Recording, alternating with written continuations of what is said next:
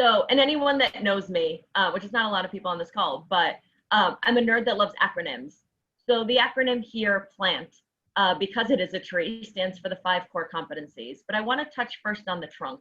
And that trunk of the tree, which is what really props up all of the other branches, is human intelligence.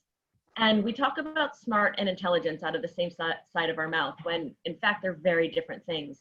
And I've long talked about the fact that the future is not going to be around smart, and we need to stop talking about smart, and we need to stop training around smart, because smart is based on rote memorization. It is based on linear thinking, and it's what I talked about before. Smart is going onto software, and it is being automated. So we cannot train or educate around that anymore. We have to think in terms of intelligence. And intelligence requires critical thinking, and true critical thinking, and figuring out the solution to a problem when you've never been faced with that problem before. So that is what is propping up this tree. And so let's kind of go through each branch here, and then we can open this up to conversation. So that first branch is purpose and passion.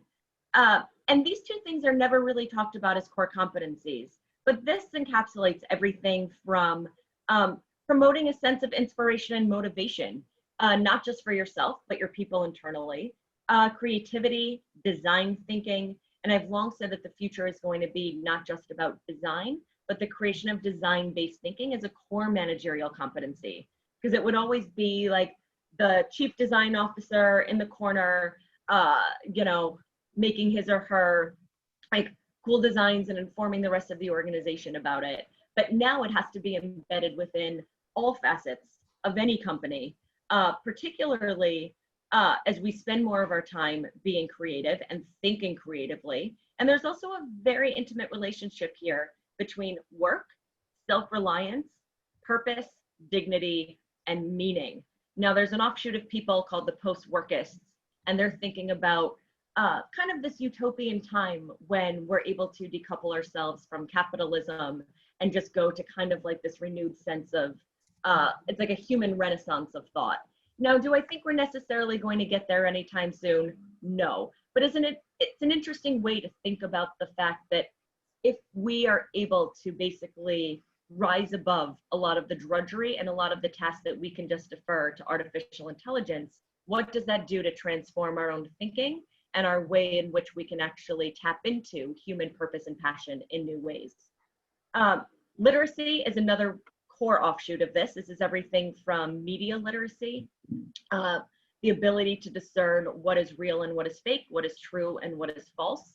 I read last year, it was a study that came out of Stanford that I think it was something like 86% of 8th graders were not able to tell the difference between real and sponsored content online.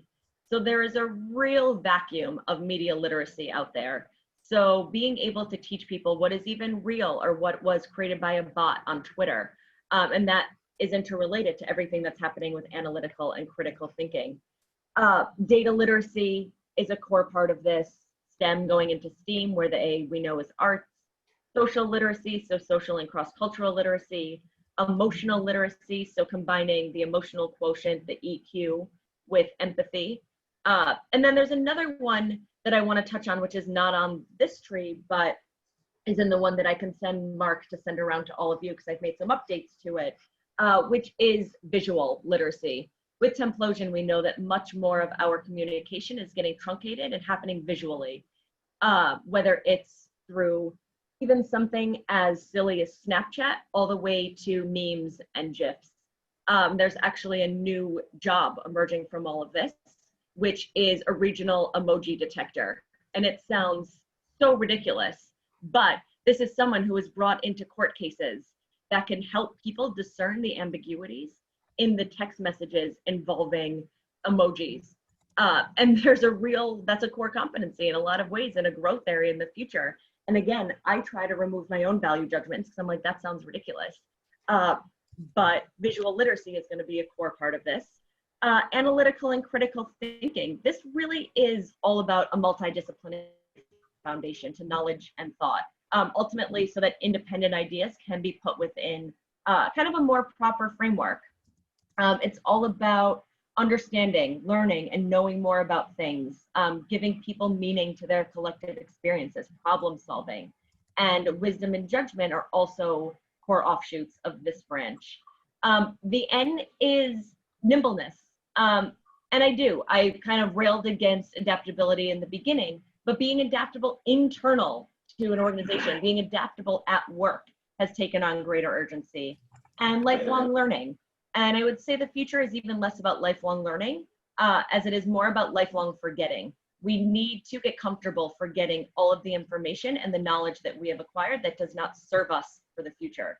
So it's not just about gaining access to new ways of learning, but it's also new ways of forgetting. And then the last piece of this is trust. The things that you see here in those two boxes, it's trust between humans and humans, but it's also humans and what I call non-carbon life forms. So these are all of the systems, the electronic entities, the AI systems, the algorithms, a lot of these things that are controlling much more of our lives, monitoring what it is that we do at work. So there's greater need for honesty, which is a big part of this, but also authenticity, transparency, and judgment. Now, one of the things that is not on this tree, and Mark heard me present on this yesterday, and it was yesterday because I just created this yesterday, is I was thinking about this tree and what I created prior to the pandemic and how to expand on this tree kind of in this post-pandemic world. And I thought that this is not necessarily a wholly complete picture because we're only looking at how it grows up from human intelligence, not below. So an addendum to this is what I'm calling roots, and that is a root structure. And it's an acronym too, because I love acronyms, with the ROOTS being the 5 aspects that feed into human intelligence that increasingly we need to look at, especially in a world that's going to be more about virtual and flexible work. So the R is resiliency. This is kind of the rubber ball effect. It's what everybody is talking about now with our own ability to bounce back. But it's also cultivating a belief in yourself, in your own ability to cope and cope with kind of major existential threats like what we are dealing with now. The first O is outlook. It's how you choose to view the world. It's not just about have and have nots, but it's about can and cannots. And it's about a belief that the future can be seen differently.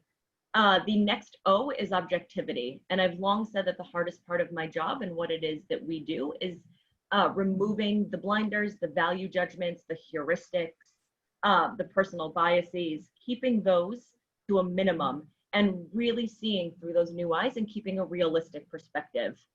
The T is tenacity. A lot of people now too are talking about how to instill a sense of grit, a sense of perseverance, and that goes hand in hand with resiliency. It's all about inner strength and a mental toughness. And then the S is self-regulation. And this is ability to self-manage disruptive emotions, impulses, despite the unpredictability of the world. And we know that the one certainty of the world now and increasingly in the future is that we can be guaranteed unpredictability. So how we choose to regulate it and how we choose to manage it is within our control. So ultimately, to put a bow on all of this, this tree is meant solely just as kind of a modeling outline. This is an example of how my mind works, but it is by no means fixed. It's also just a way to help visualize potential arenas for future jobs, even the ones that we have yet to imagine, like that ridiculous one that's being created around court cases and emojis. Because ultimately, when it comes down to future proofing, it's less about picking a safe job, and it's more about constantly updating the skills in this tree throughout your entire career. And education, going back to education for a second, it needs to change dramatically if workers are going to adapt to this new environment. If this is what we're training for, how do we educate around it differently? Because ultimately, when it comes down to whether it's talent management, talent acquisition, human capital, workforce strategy throughout all levels of the organization, we have to ultimately rethink how we hire for, train for, and prepare for all of the aspects that I talked about in the competency tree. So with that, I will end there. I think we have some time for Q&A. I haven't looked at any of the comments in the chat, but Mark, if you want to maybe manage a couple questions, I'd be happy to answer some. And then I will also send you the updated competency tree, Mark, if you would like to add that to the app, because you heard the update in real time yesterday. Perfect.